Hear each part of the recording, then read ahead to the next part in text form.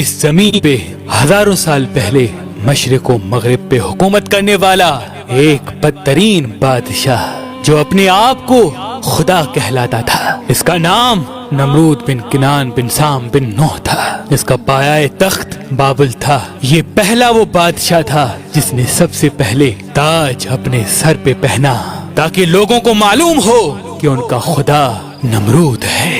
एक रात इस खुदा कहलाने वाले बादशाह ने ख्वाब देखा कि एक तारा आसमान में इस तरह से चमक रहा है कि उसके नजदीक सूरज और चांद बुझे हुए नजर आ रहे हैं। जैसे ही वो बेदार हुआ, अपने महल के नजूमियों से पूछा तो उन्होंने बताया, तुम्हारी सल्तनत में एक जवान ऐसा आएगा जो तेरा मर्तबा दबदबा खत्म कर देगा और इस तेरी हुकूमत को नीस्तो नाबूद कर देगा। बस नमरूद ने हजारों बच्चों को मरवा दिया और इस हुक्म को नाफिज किया कि मर्द औरतों से दूर रहें, लेकिन अल्लाह जो चाहे वो होके रहता है। अल्लाह ने अपनी रहमत के खजाने में से अपने खलील का ज़ुहूर कर दिया।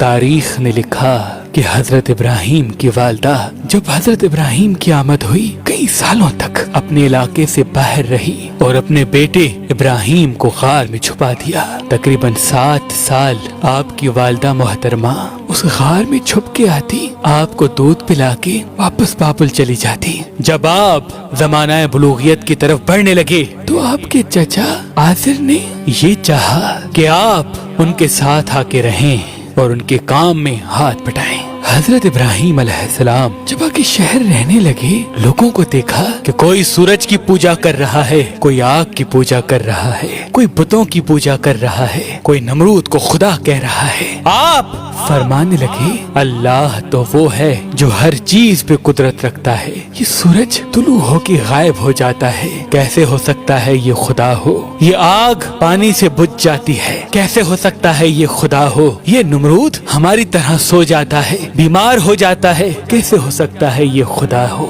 ये बुत जिनको हमने ही अपने हाथों से बनाया, कैसे हो सकता है ये खुदा हो? एक मर्तबा जब सब लोग मेले पे गए तो इब्राहिम अलैहिस्सलाम ने अपनी कुल्हाड़ी से तमाम बुतों को तोड़ दिया और कुल्हाड़ी को बड़े बुत के कंधे पे रख दिया। लोग जब वापस आए, देखा कि सारे बुत टूटे हुए हैं। सबने ये मान लिया कि ये काम इब्राहिम अलैहिस्सलाम का है। इब्राहिम अलैहिस्सलाम कहने लगे, देखो पूछो कि इस बड़े बुत ने शायद तोड़ा हो।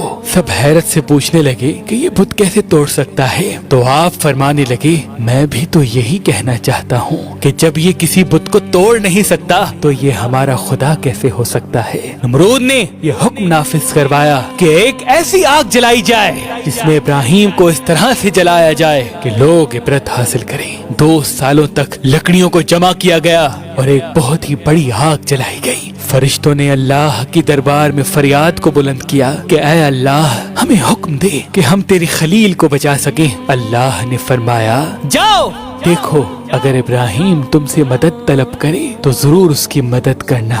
हर एक फरिश्ता इब्राहिम के पास आके कहने लगा, ऐ अल्लाह के नबी, ऐ अल्लाह के खलील, हुक्म फरमाए, हम आपकी मदद करें। इब्राहिम ने फरमाया, मेरा दोस्त मेरी मदद करेगा, मेरा अल्लाह खुद मेरी हिफाजत करेगा। बस जैसे ही नमरूद ने मंजनी में डाल के अल्लाह के नबी को आग में डाला तो वो आग गुलजार बन गई। अल्लाह के नबी मुतमईन होके, पुरसुकून होके अल्लाह का शुक्र कर रहे हैं और फौजे नमरूद हैरत ज़दा होके नमरूद से पूछ रही है कि हमारे खुदाओं से तो ज्यादा इब्राहिम का खुदा ताकतवर है, उसने हमारी आग को गुलजार बना दिया। नमरूद ने कहा, अच्छा? इब्राहिम अलैहिस्सलाम को बुला के नमरूद कहने लगा कि जाओ अपने खुदा को कह दो कि कल वो अपनी फौज तैयार करे और मैं भी अपनी फौज तैयार करता हूँ। कल मुकाबला रूबरू होगा। नमरूद ने जो मशरिक व मगरिब पे हुकूमत करता था, उस वक्त जमीन का सबसे बड़ा बादशाह था, अपनी फौज को तैयार किया